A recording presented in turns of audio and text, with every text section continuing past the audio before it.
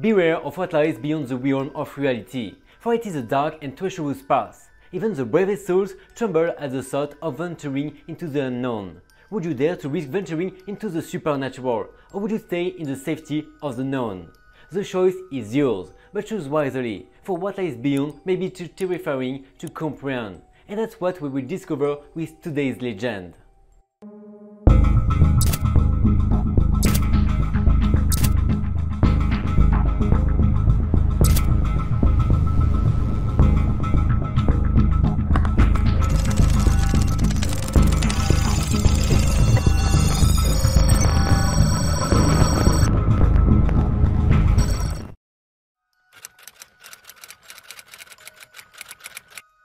The ghost of Galapagar has been a part of Madrid's folklore for centuries, and the legend has been passed down through generations.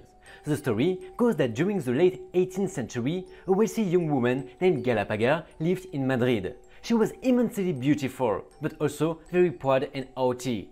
She thought she was above all the other people in her village, and would not socialize with anyone except her family and closest friends. One day, a handsome young man came to Madrid and Galapagar was immediately smitten. She arranged to meet him and instantly fell in love. They were soon married, but sadly, her husband soon died from a mysterious illness. Galapagar was devastated, and her sadness drove her to the brink of insanity. In her grief, Galapagar began walking the streets of Madrid in a daze. She would stand in the center of town and stare up at the night sky, as if she was waiting for her husband to return. This continued until one day she simply vanished. Legend has it that Galapagar's ghost still wanders the streets of Madrid, searching for her lost love. Some say that if you listen closely, you can still hear her weeping. Others claim that if you look up at the night sky, you can see her silhouette standing in the center of town. Whatever the truth may be, the ghost of Galapagar is a reminder of the power of love and grief, and the lengths that we will go to in pursuit of them.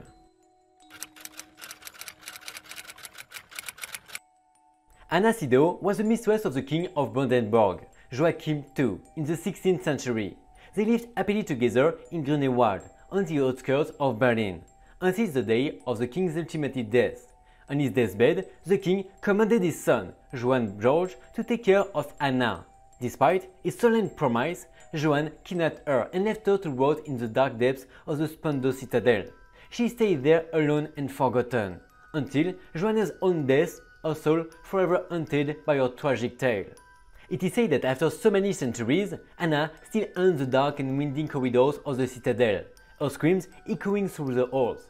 Her presence felt by all who dare enter. She searches for a way out, her desperation palpable. Her presence both terrifying and tragic for those who cross her path.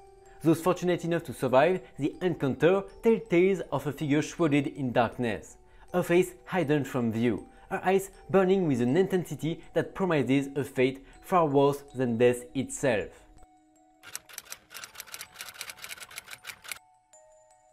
Maria Renata Singer von Mosso was a sinister figure who had infiltrated the Bavarian convent in the mid-18th century.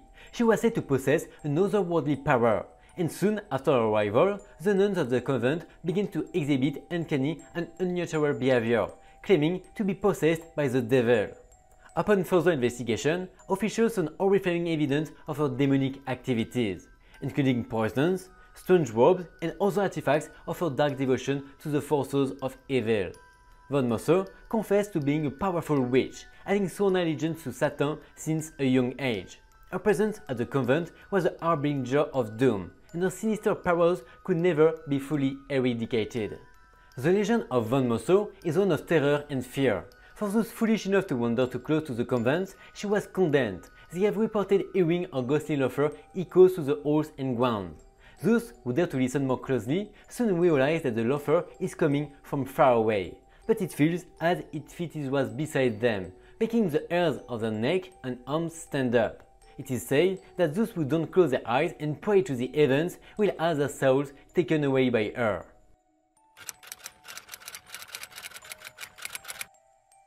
The ghost of Covent Garden, London, is said to be a terrifying spectre that haunts the area. It is said to be a spirit of a young girl who died in the Great Fire of London in 1666. A spirit is said to be seen wandering the streets of Covent Garden late at night, shrouded in a white mist. Those brave enough to come across her often report an icy chill in the air and a feeling of dread.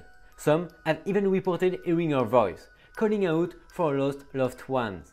Those who have encountered her say she will cause them misfortune and ill luck if they fail to heed her warnings. It is said that she is the harbinger of death and doom, and anyone who sees her would do well to flee as quickly as possible.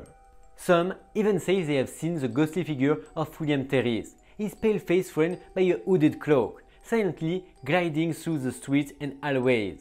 Those brave enough to linger too long in the presence of the ghost have been reported to suffer from intense fear of terror, their minds unable to comprehend the horror of what they have seen. The legend begins with a mother who was taking her beloved twin daughters to school, when an urgent call from work tore her away from them.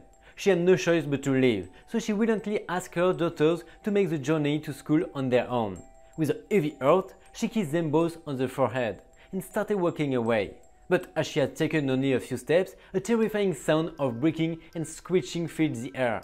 She turned around to see a truck stopped in its tracks, and the lifeless bodies of her daughters lying beneath it.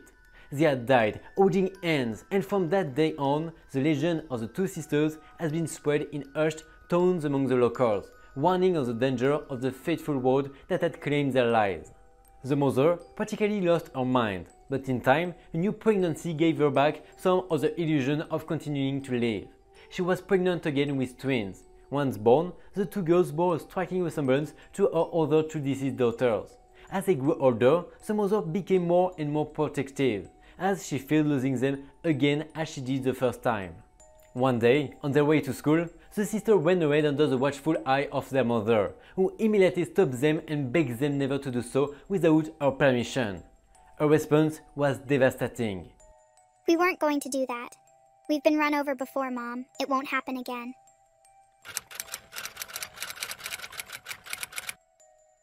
In 1940, Soviet scientists locked 5 political prisoners in a room with microphones to conduct an experiment.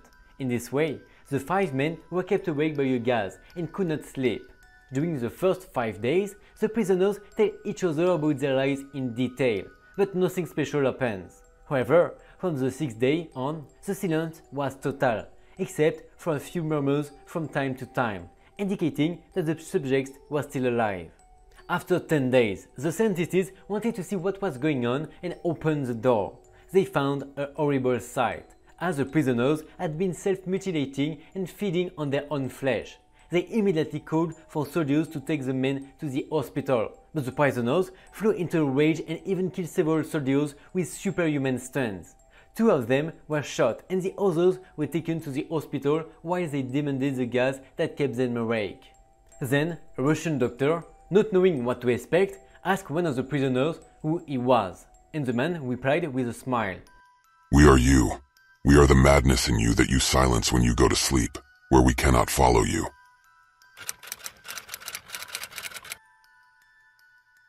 Once upon a time in Paris, there lived a man named Marius de Romanus. He was a normal man living a normal life, until one fateful night. It was late summer and the full moon was high in the sky, shining brightly. As Marius walked to the streets of Paris, he began to feel a strange sensation coming over him. His heart was racing and he felt an uncomfortable urge to run and hide. But it was too late. As he ran, he felt his body convulse and he began to change. His arms and legs contorted and his face twisted into a monstrous shape. He could feel his teeth and nails transform into sharp jagged claws. Marius had become a werewolf. For the next few weeks, Marius terrorized the streets of Paris, killing and maiming anyone who crossed his path. He was unstoppable and seemed to have an unquenchable thirst for blood. The people of Paris were terrified and began to call Marius the werewolf of Paris. The police and military were called in to try and capture him, but to no avail. Marius was too powerful and too fast for them.